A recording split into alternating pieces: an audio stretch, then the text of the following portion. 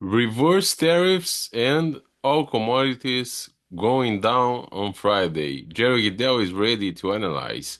But please, before watching all the video, please make sure you subscribe right here on Connected Farmer, your channel to keep you up to date with the latest trends in agriculture and livestock.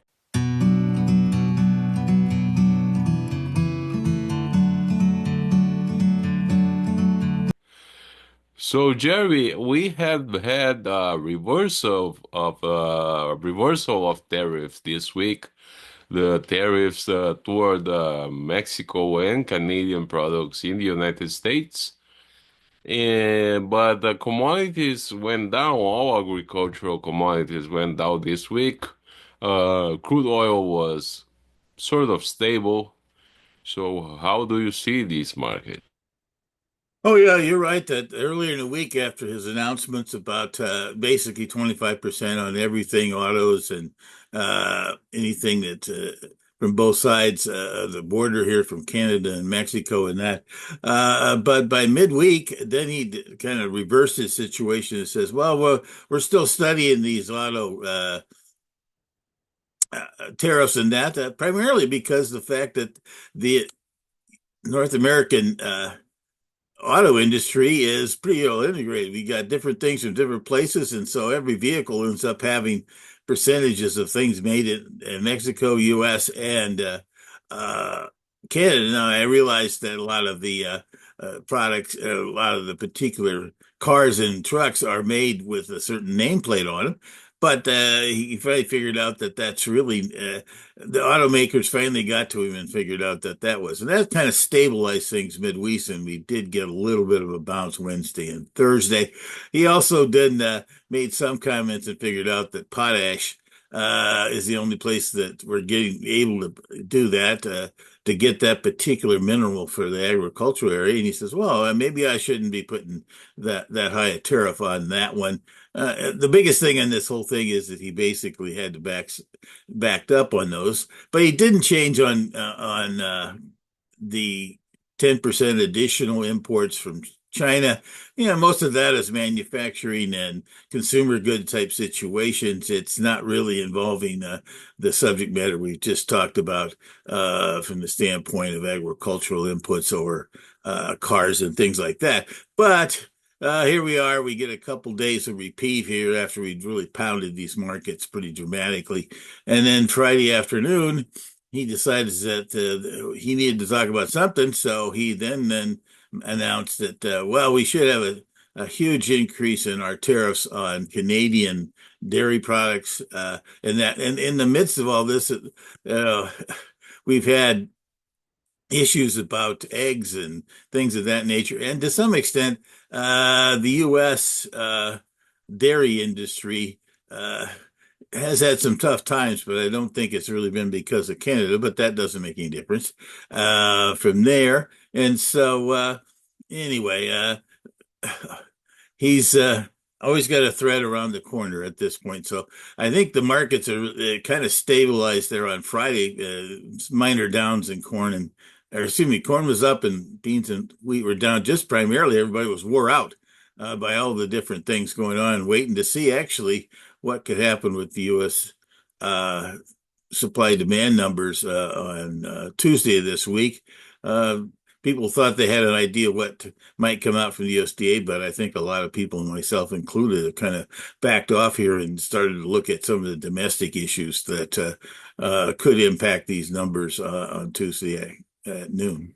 Yes, and we also have had during the week a progress in the true stocks, but even we have had reports that Russia has made a new attack on Ukraine, so the situation on the war front is still fuzzled. Oh yes, yes. Well, since we had the blow up last Friday, but between Putin and Zelensky, and that he has come back in mid to late week here and decided that he was going to. I'm not sure he shut off. He just decided not to send anything on at this particular time, and that's a signal to Russia to decide that okay, we'll make an advance on different fronts in Ukraine at the same time. Uh, it's an interesting world out there. Uh, the situation has been so tentative in the past between the U.S. and Russia, and the Russians have postponed some of the deals and said they were going to do things and didn't. So that's what Dzerzhinsky was trying to get some kind of confirmed scenario. But at this point, President Trump and President Putin are both good buddies. So at this point, he didn't think that that was appropriate. So we've got ourselves into a kind of a strange stalemate there. Hopefully, there's something gets done on that front. And right now, at this point, turning on the Ukrainians and letting the Russians run over them was not the best approach in our world diplomacy long term. Well, and we also had, well, looking forward to next week. We had on Friday and on Thursday a storm in the south of the Buenos Aires province in Argentina. And at this point, the storm might be in the central parts of Argentina and coming up to southern Brazil, so that this might affect the markets early next week. Yes, yes, we've had a similar situation that happened here 10 days or so where it started there. And that I think in its subtle ways it maybe started to weaken up people's mindset about South American demand. Argentina was really reeling here from limited rains and they had a pretty good drought going. And so that same storm that, like you said, that started this weekend down in Buenos Aires in southern Brazil, or southern Argentina, I'm sorry, last week really, or excuse me, the last weekend, basically had an impact too. So yes, the interesting twist continues to be here is that this year's Argentina is improving, but I have to say that Brazil's situation on getting their crop out and being able to get most of their corn. I think they've got some of their corn up in Mato Grosso and double crop corn, I should say, in the northern provinces, except for up by the Amazon, and that has been planted. So, but at the same time, it's put planted in late.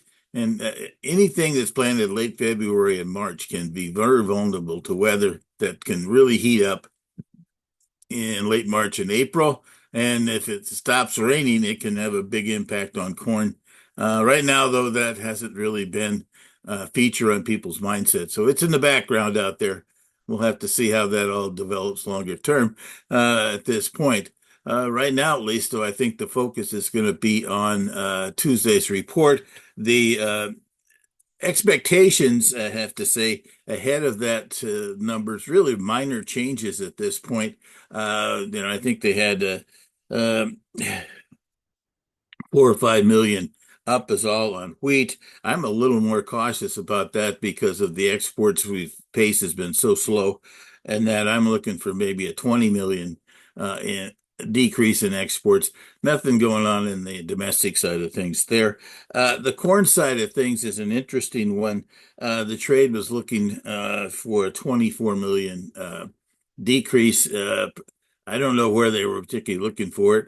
I was looking for a 75 million increase in our domestic demand. We are that comes from some of the uh, numbers, the finalized numbers here for January uh, that came out midweek, and that excuse me, actually it was earlier in the week, and that so I'm kind of in the low side of expectations, just below 1.5 billion at 1.465. That I think could be come through here because of the fact that it has nothing to do with our export demand and that, and to some extent there is a possibility that longer term that our we are substantially above normal here, above last year for sure on export shipments. and sales. So they could wane, and we might not see that later on. But in the short term here, uh, in that I'm not sure that's the case. And beans, I was not looking for any change like most people were, just because of this situation in the world export markets. But interestingly enough, our domestic demand continues to run at a very strong pace. The real twist of it is on Thursday of this week, the USDA reported that our export sales for the current year were about 35 to 40 million pounds above the projection that they had from last month. So that really begs the demand that the U.S. Begs this question that if we won't see some kind of increase in our U.S. domestic crush levels at this point. Now we are getting high on the on our meal at this point, but where we're going to do with all that. But I think there's an idea that the oil is so important, they're going to try to figure out how to export some meal to make that happen. So the 380 could be anywhere from 20 to 25 million reduction here on Tuesday. But I guess we'll find out if the USDA can ignore the fact that we're above our export sales uh, on soybean oil or not. This is all coming back from the fact that the world's supplies of palm oil and the amount of that veg oil to the markets have really declined on a typical post uh, swing in their tr edible oil production from that particular crop. It swings from excessive down to limited because of the weather over there. And so that we're in the declining regime, if you will, of palm oil. But overall, I guess we're going to have to continue to keep an eye on what's going on in Washington and, of course, what might happen with the numbers on Tuesday. I think the actions in Washington are probably going to still be more prominent to the market, but right now I can't really get a feel as to what might be coming out of Washington and what might not happen out there along the way because it's pretty erratic. So I guess we'll have to sit back and wait and see. But I think overall, we've probably pulled these markets back as far as we need to until we can get a better handle on what's going on in Washington and around the world. But here on a Saturday here, I don't sure I've got any great ideas to project what could happen next week. It has been quite a revolving shooting gallery out there. All right. Thank you very much. All right. You have a good weekend, and we'll get back at it next week.